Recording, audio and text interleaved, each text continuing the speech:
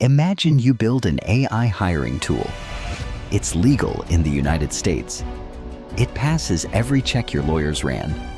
Then you try to sell it in Europe, and it needs a full third-party audit before it can touch the market. Then you try to sell it in China, and the government may require registration, review, and approval before certain public-facing AI systems can launch. Same product. 3 completely different legal realities. This is the world AI companies are navigating right now. And the rules aren't just different. The philosophies behind them are fundamentally incompatible. In our last 2 videos, we covered the battle between the federal government and US states over who gets to regulate AI. But while Washington and 50 state capitals are fighting over turf, the rest of the world isn't waiting. 3 major powers, the European Union, the United States, and China, are each building their own framework for governing AI. And the approach each one has chosen tells you something deep about what they value. Today, we break down all 3: what they require, what they ban, and what they're really trying to protect. The European Union's approach is the most structured of the 3.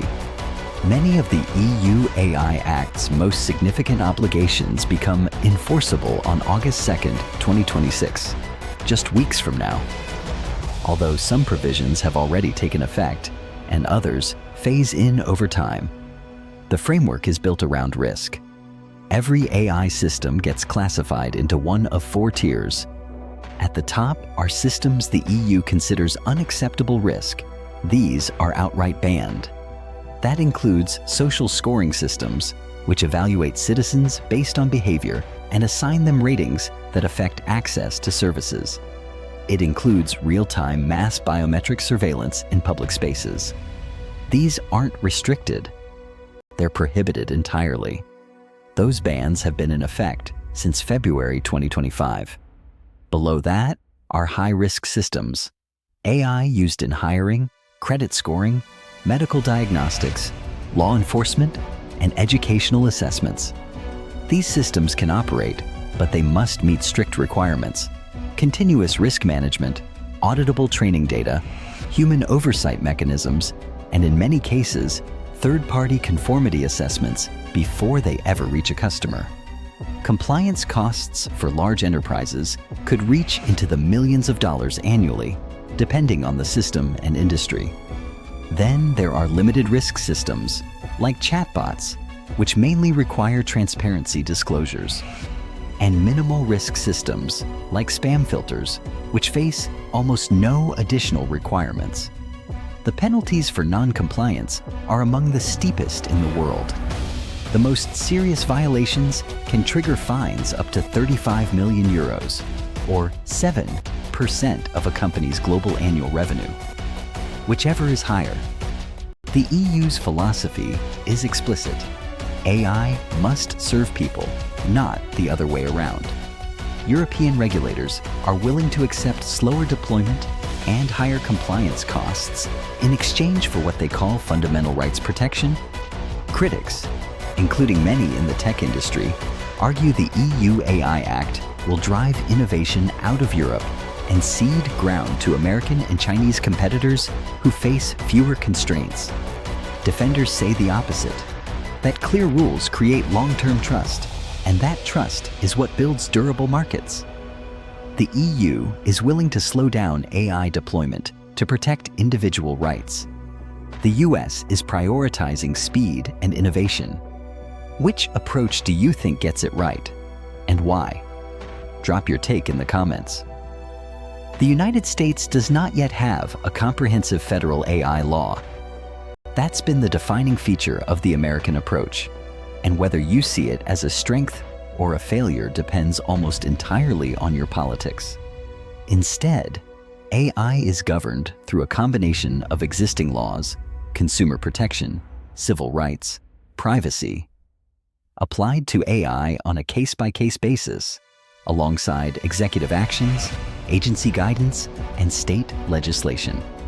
In our last video, we covered the 3rd attempt by Congress to override state laws with a federal standard, the Great American AI Act, which is still in a discussion draft phase as of this recording.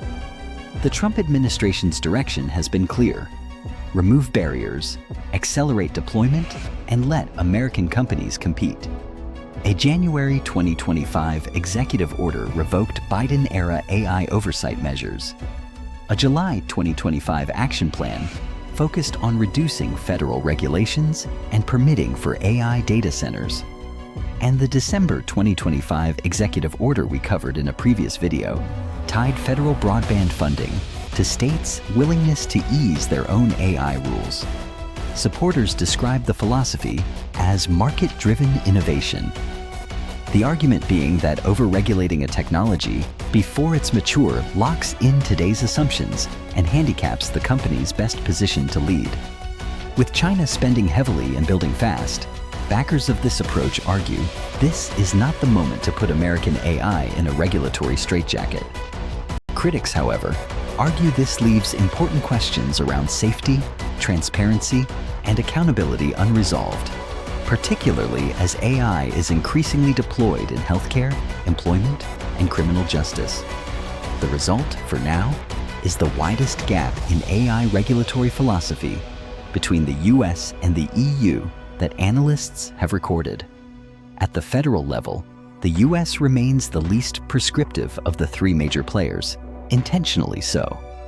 Though it's worth noting that states like California and Colorado have moved considerably further than Washington, which is part of why the federal preemption fight we covered in our last video matters so much.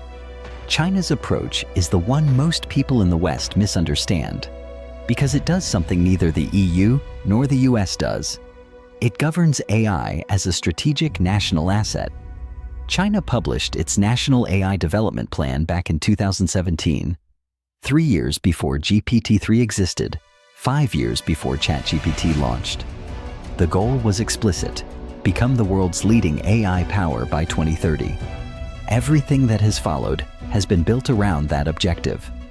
But innovation at all costs is not quite right either. China regulates aggressively, just selectively. The targets of its regulation are not companies trying to build competitive AI. The targets are the outputs that reach the public. In 2023, China became the first country in the world to pass binding regulations specifically for generative AI services. Any company offering a generative AI product to Chinese users must register the system with the Cyberspace Administration of China, the government body that oversees internet content, and pass a filing review before going live.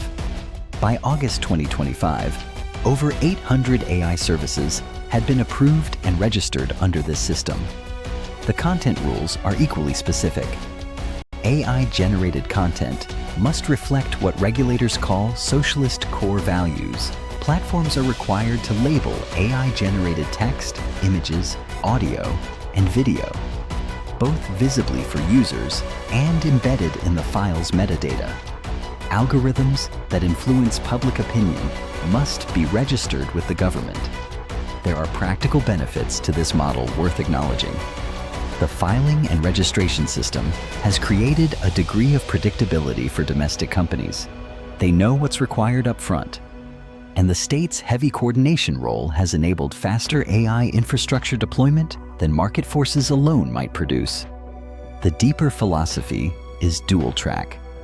On one track, China allows and actively funds frontier AI research and development, pushing domestic companies like DeepSeek, Baidu, and Alibaba to compete globally.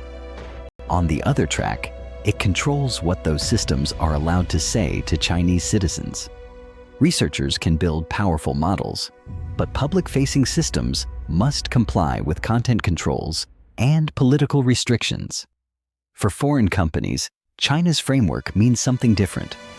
Your product must conform to local content standards, your algorithms must be filed with regulators, and you are subject to approval before you operate. That's a significant barrier, and likely an intentional one that protects domestic champions from foreign competition while the industry matures. Before we get to the global stakes, it's worth spending a moment on something that often gets left out of this conversation. Most countries aren't simply copying any of these three systems.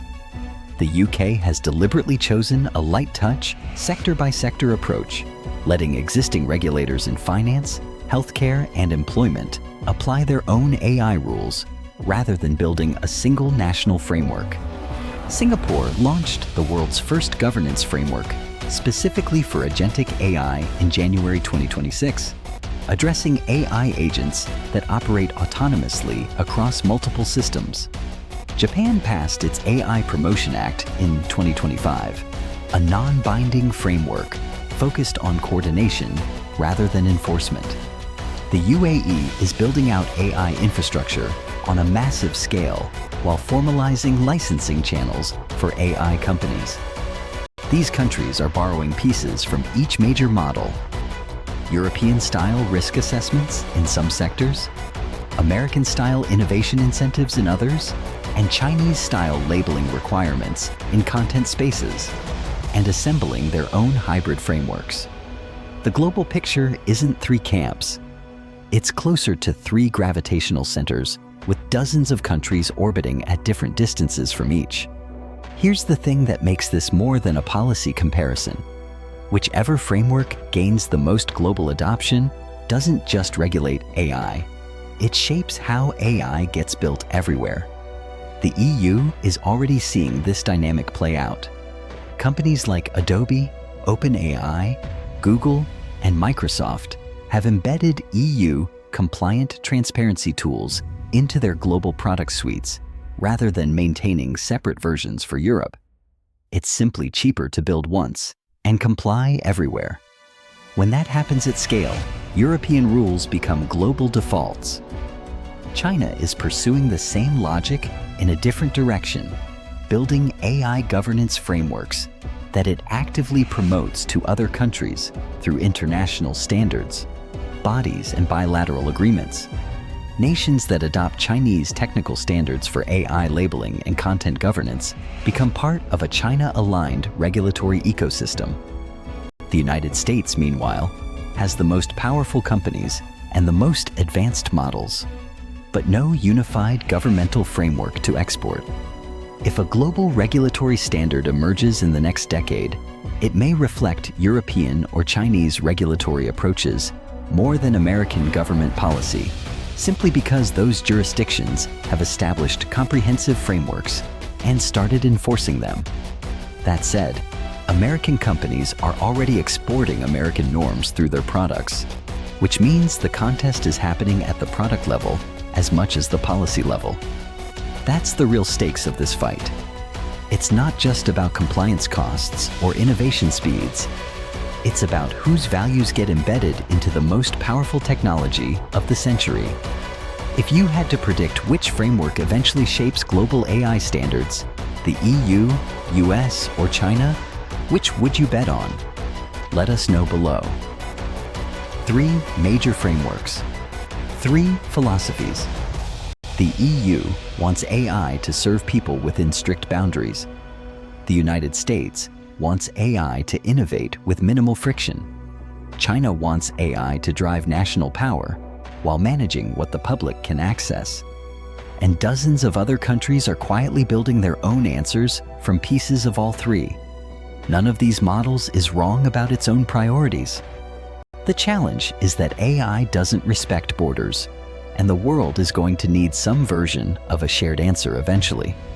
Whether that answer looks more like Brussels, Washington, or Beijing is one of the most consequential open questions in technology policy right now. And it's one we'll keep covering here. If this breakdown was useful, hit the like button. It helps more people find the channel. And subscribe to Synthetic Politics if you want to keep following the intersection of AI and political power as it develops. We cover it without spin from either side. We'll see you next time.